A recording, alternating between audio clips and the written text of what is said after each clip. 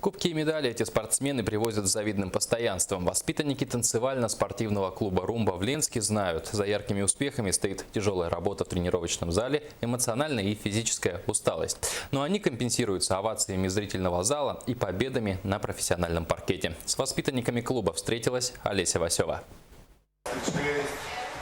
Занятие по общей физической подготовке – обязательный элемент тренировки. Оно выматывает еще до танцевальных прогонов. Но без физики в бальных танцах делать нечего. Они должны уметь все. Нужна и гибкость, и скорость, и ловкость.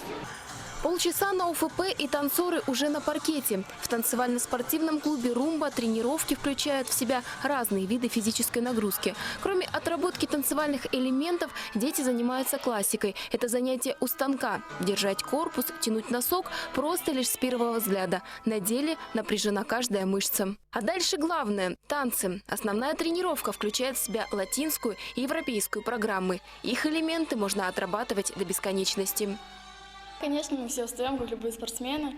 Ну, это на паркете, в концертных залах это оправдывается.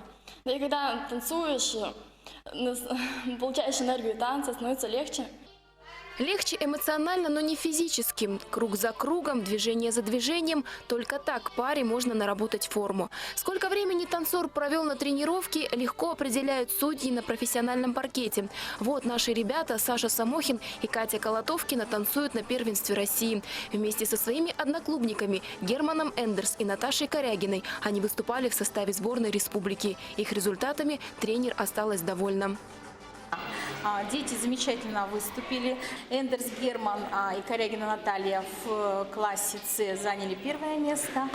Ленчане на республике ежегодно вторые. Уступают место лишь танцорам из Якутска. Но каждый раз идут штурмом на первую ступень пьедестала.